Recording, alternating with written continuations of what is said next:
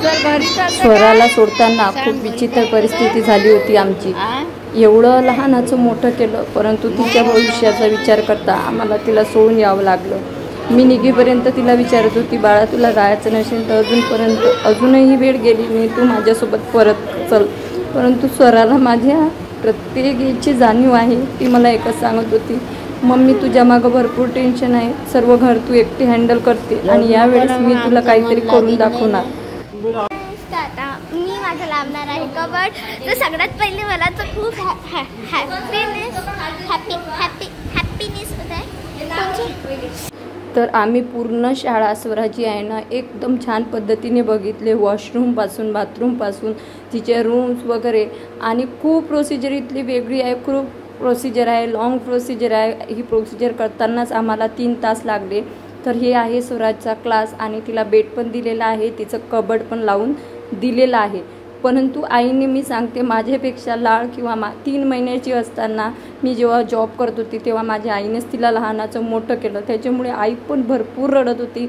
आई म्हणे तेव्हा मी तुला कुठंच त्या मुलीला टाकू दिलं नाही आणि आज तू एवढी मोठी झाल्यावर तुझ्या काळजाचा तुकडा, आमच्या काळजाचा तुकडा इथं देत आहे।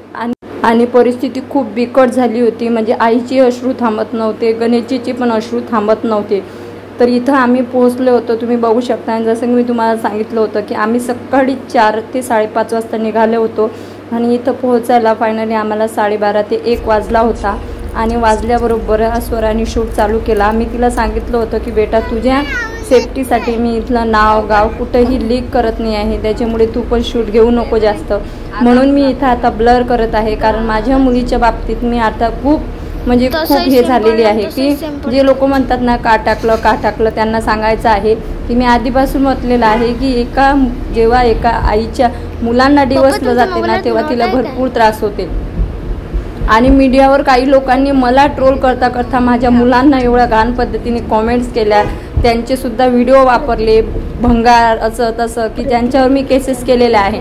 आणि त्या व्यक्तीला तर मी सोडणार नाही, मी तुम्हाला 100% सांगते।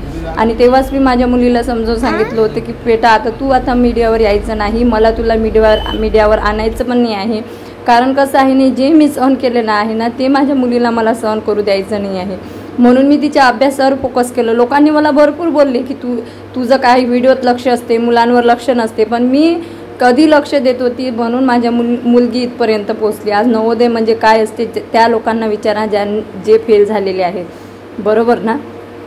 आणि मी माझ्या मुलीला नेहमी एकच सांगत असते की मला कोण बोलते काय बोलते त्याच्याकडे तू लक्ष नको देऊ, तू फक्त अभ्यासाकडे लक्ष दे। तर फायनली आम्ही तिथं पोहोचलो। पहिले आम्ही डॉक्युमेंट वगैरे दिले आणि डॉक्युमेंट दिल्यानंतर तिथं एक बॅच नंबर मिळतो, जसा की हा बॅच नंबर आम्हाला मिळालेला आहे।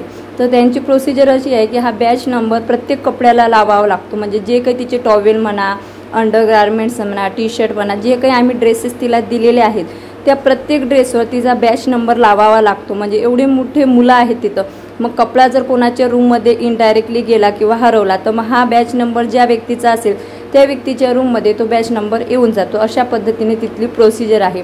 तर सगळ्यात आम्हाला हे लावून द्यावं लागलं। आणि इथं गणेशजी फॉर्म भरत होते, कारण ॲडमिशन पण आजच होणार होती। आणि त्याच्यानंतर इथं स्वराज तुम्ही बघू शकता खेळत होता आणि आईचं अक्षरशः इथेच रडापडी चालू झाली होती जेव्हा आई ती बॅच नंबर वगैरे लावत होती। आज मी माझं मूल दूर केलं ह्याचं मला पण वाईट वाटतंय, माझ्या घरच्यांना पण खूप वाईट वाटते, आजूबाजूच्या लोकांना पण खूप वाईट वाटत आहे।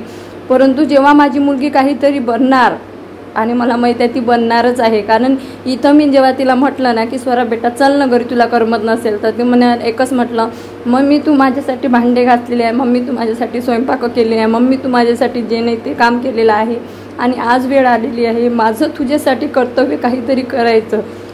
जर मी 12वी झाली त्याच्यानंतर मी जर नोकरीवर लागली तर नाही काही तर मी स्वराजचं शिक्षण करू शकेल आणि तेवढाच तुला हातभार लागेल। एवढ्या वयात एवढी माझी मुलगी बोलत आहे तिथं गेल्यानंतर, आणि ते ऐकूनच मला रडू आवरेना। परंतु तिथं सुद्धा मी एक स्ट्रिक आई बनली होती, मी अजिबात तिच्यासमोर अश्रू गाळले नाही। भलेही आता मी रोज रडत आहे माझ्या घरी, परंतु मी तिथं रडली नाही। तर हे थोडंसं मी शूट घेतलेलं आहे, कारण की मला तिची जास्त इन्फॉर्मेशन लीक करायची नाही आहे। तर त्याच्यानंतर बॅग चेकिंग करतात तिथं, आपण आज जायच्या अगोदर संपूर्ण बॅग चेकिंग करतात। जे मी काजू बदामची पावडर वगैरे दिलेल्या होत्या तर त्या थोड्या थोड्या पावडर सर्व टीचरनं वगैरे खाऊन बघितल्या आणि त्याच्यानंतर आम्ही एंट्री घेतलेली आहे आत बिल्डिंगमध्ये. तर आत बिल्डिंगमध्ये जाण्यासाठी आपल्या बॅग्स वगैरे नेण्यासाठी तिथं गार्ड आहे. त्या गार्डने गणेशजीला वर येऊ दिलं नाही. ते बोलले की आम्ही घेऊन जातो बॅग वगैरे, तुम्ही जाऊ नका, जेंट्स अलाऊ नाही आहेत. तर त्याच्यानंतर ह्या सर्व बॅग्स वगैरे घेऊन आम्ही जी स्वराला रूम नंबर भेटली होती, आम्हाला टॅग भेटलेला होता, रूम नंबर बेड नंबर भेटलेला होता आणि ते घेऊन फायनली आम्ही रूमजवळ पोचलेलो आहोत. परंतु रडावंसं एवढं वाटत होतं की खूप रडावंसं वाटत होतं. परंतु जर या पॉईंटवर मी जर माझे हातपाय गाळले किंवा मी रडली किंवा हे केलं तर मला माहिती आहे या टर्नवर दोनच होऊ शकतात. एक तर तिचं भविष्य घडू शकते, एक तर भविष्य उद्ध्वस्त होऊ शकते आणि मला ते करायचं नाही नव्हतं. म्हणून मी अजिबात तिथं रडापडी केली नाही. मी माझं लावणार आहे कबड. तर सगळ्यात पहिले मला तर खूप हॅपीनेस होत आहे. अरे तिला तर एवढा आनंद होत होता की तिला असं वाटत होतं काय करू काय नाही. आणि आमचं लक्षच नव्हतं लागत. आम्हाला ती बोलत होती तुम्ही खूप स्लो काम करत आहे, तुम्ही फास्ट कामच करत नाही, आजीचं थंडीच आहे, मम्मा तू अशीच आहे. परंतु आम्हाला माहिती होतं निघताना हिची परिस्थिती काय होणार होती नाही, आम्हाला माहिती होतं आणि आम्ही काहीच बोललो नाही. आम्ही नंतर इथं पोहोचलेलो आहोत आणि आम्हाला कपाट नंबर म्हणजे जो तिचा बेड नंबर आहे, रूम नंबर आहे आणि जे काही कपाट नंबर आहे समजा हे ठेवायचं तर ते मिळालेलं होतं. आणि आधी तर त्या मॅडम नाहीच बोलल्या होत्या की बाबा त्यांचं सामान त्यांनाच ठेवू द्या. आणि मग मी त्यांना समजावलं की माझ्या मुलीने आजपर्यंत घरी एकही काम केलेलं नाही आहे टीचर, त्याच्यामुळे प्लीज मला थोडा वेळ जाऊ द्या आणि तिचं कबड लावू द्या आणि लगेच मी निघून जाणार. फक्त आम्ही 10 मिनिटाचा वेळ मागितला होता आणि त्या 10 मिनिटात फटाफट मी तिचं सर्व सामान आणि तिथं गेल्यावर माहिती आहे का ते बॅच बिल्ला लावला. त्याच्यानंतर तिथंच बुक्स मिळाले. त्या बुक्सनं आम्हाला कवर वगैरे लावून द्यावं लागलं. कवर लावून दिल्यानंतर त्याच्यावर नावं, त्याच्यावर स्टिकर, त्याच्यानंतर तिला युनिफॉर्मसुद्धा तिथूनच मिळाले. तर 4 ते 5 युनिफॉर्म होते. ते बोलले की युनिफॉर्मच्या ब्लॉगमध्ये जा आणि तिथं सर्व युनिफॉर्म घेऊन घ्या आणि फिट होतात का ढिल्ले होतात का ते बघून घ्या. मग 1-2 ड्रेस तिला ढिल्ले होत होते कारण खूप रोड आहे ना सवरा, तर ते ड्रेससुद्धा तिथंच फिटिंग करून देतात. म्हणे राहण्याची खाण्यापिण्याची खूप छान व्यवस्था आहे. नंतर मी त्या मॅडमसोबत बोलली की बाबा तुमचं नाश्त्याचं जेवणाचं कसं आहे, तर ते बोलले सकाळी 7 वाजता 1 ग्लास दूध 1 फ्रूट देतो आम्ही, नंतर 10ला जेवण असते, नंतर 2ला जेवण असते, 6ला जेवण असते, रात्री झोपताना सुद्धा म्हणजे दूध आणि एखादं फ्रूट अशा पद्धतीने त्यांचं हे आहे. व्यायामसुद्धा घेतात, फुटबॉल, व्हॉलीबॉल, बॅडमिंटन, सायकली होत्या तिथं, असं भरपूर खेळण्याचं सामान होतं आणि खूप छान पद्धतीचं तिथं हे आहे. बघा लावलं कपाट. तुझी एक रिबीन मला माहिती नाही, तू बघ हे सर्व आठवणीला खाशील थोडं.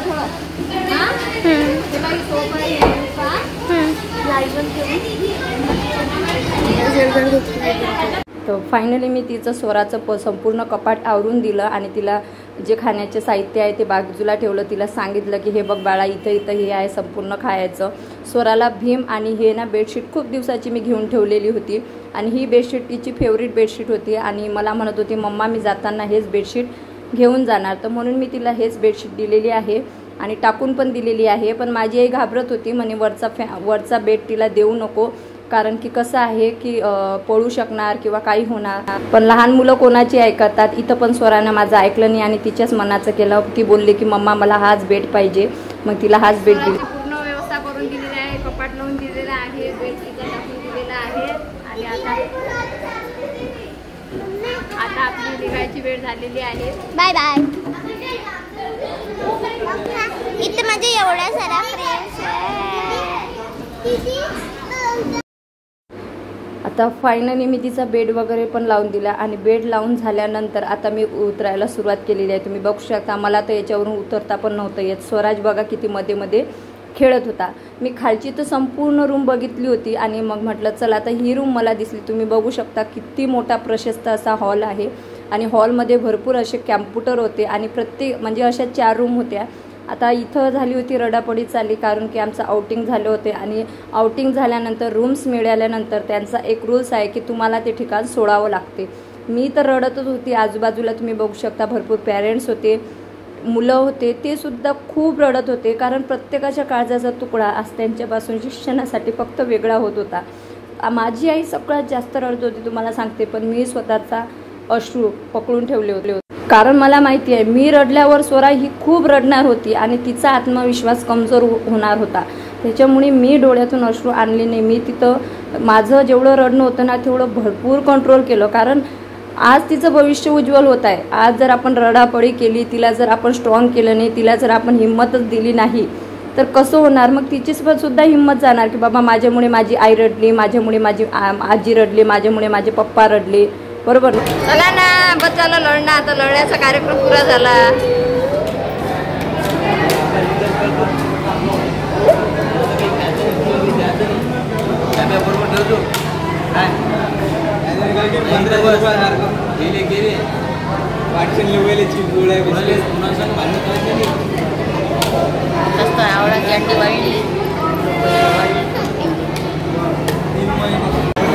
लढू नको आता.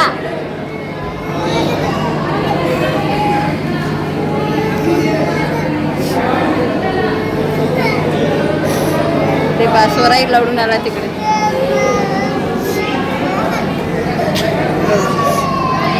ते आजी रडून आली, मग आजी रडते, सगळेच रडतात. ते चांगलं वाटणार का तुला रडताना सगळे लोक? हां बाय बाय.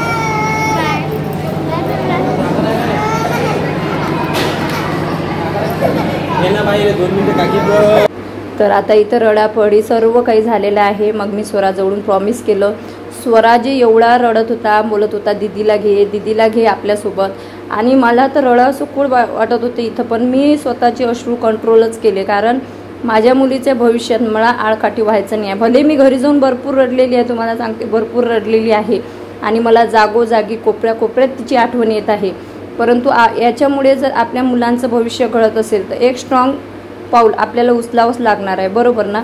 नंतर आम्ही निघालो आणि बाहेर निघाल्यानंतर ना स्वराजीची चप्पल होती ना ती बाहेरच होती, आणि ते देण्यासाठी मी परत तिच्या रूममध्ये गेले, आणि मला पाहून खूप खूप म्हणजे ती हॅप्पी झाली आणि पुन्हा रडायला तिने सुरुवात केली. मग मी तिला सांगितलं की हे बघ, तू जर अशी रडली ना तर मग मी पुन्हा येणार नाही किंवा मी तुला कॉल करणार नाही. आणि तिच्या आजूबाजूच्या मुली बघू शकता तुम्ही, छोट्या छोट्या होत्या, त्या पण तिला समजावत होत्या की रडू नको, तू जर रडली तर तुझी मम्मी पण रडणार, असं तसं त्या बाकीच्या मुली तिला समजावत होत्या. आणि रड येणारच, आपण किती काही म्हटलं तर शेवटी एवढ्या दिवसासाठी वेगळं राहणं, शिक्षणासाठी वेगळं राहणं काही जोक नाही आहे. मी एवढी मोठी झाल्यानंतर मला माझ्या आईशिवाय करमत नाही. बरोबर ना. आणि स्वराने मग मला प्रॉमिस केलं, तिच्या आजीला समजावलं की आजी तू आता शांततेनं जा, मी पण रडणार नाही, तू पण रडू नको. आणि असं करून आम्ही फायनली स्वराला सोडून आता निघालेला आहो हॉस्टेलच्या.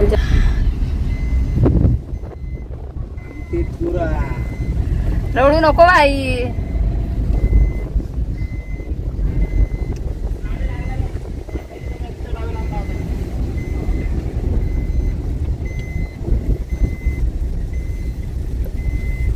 तिच्या भविष्याचा चांगलाच विचार केला आपण, वाईट केला काय? आपल्यासारखे हजारो मायबाप गेलाय असतील तिथं, पाहिलं नाही का त्या सकाळपासून. तर आईची अश्रू ना गाडीत पण थांबत नव्हते. आईने तिथं पण रडापडी खूप चालू केली होती. नंतर मग मी आईला समजावलं की प्लीज आई रडू नको, कारण तुम्हाला मी सांगितलेलं की स्वरा 3 महिन्याची असतानापासून आईने तिचा सर्व आट काढलेला आहे. त्याच्यानंतर माझ्या पहिल्या लग्नाचा डायव्होर्स सुरू होता, माझ्याकडे पैसे नव्हते, मी बाहेरगावी जॉबला होती, तेव्हासुद्धा तिचा सर्व हे जे आहे ना आईने जास्त तिचा अकात काढलेला आहे. किंवा मी कुठंही जात होती ना तर मी माझ्या आईच्या म्हणजे भरोश्यावरच तिला सोडून जात होती. ती भरपूर अशी आईला त्रास देत होती, मला त्रास देत होती, परंतु तिचा मार वाचवण्यापासून किंवा तिची प्रत्येक गोष्ट लपवण्यापासून ना आईच तिला जास्त सपोर्ट करत होती. इथं ना स्वराज रडू रडू झोपून गेला होता आणि तो हेच म्हणत होता आपल्या दीदीला परत घ्या, आपल्या दीदी कुठे गेली, दीदी का नाही आहे गाडीमध्ये.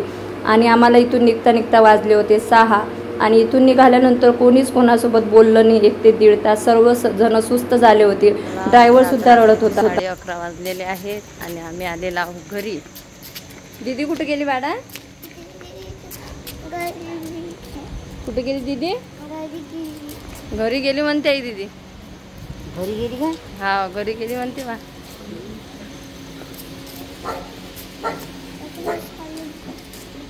स्वराज म्हणजे तिथून निघाल्याबरोबर झोपला ना, त्याच्यामुळे त्याला माहितीच नाही, त्याला असं वाटते दीदी घरी आहे.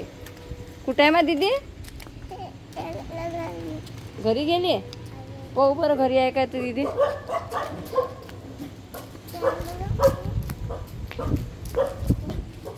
दीदी रे कुठे आहे? दीदी कुठे आहे?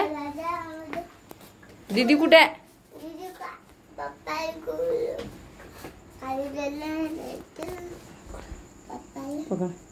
दीदी दीदी घरात आहे काय? मोबाईल पोरली का दीदी? खाली आहे आता म्हणते, खाली आहे म्हणते दीदी.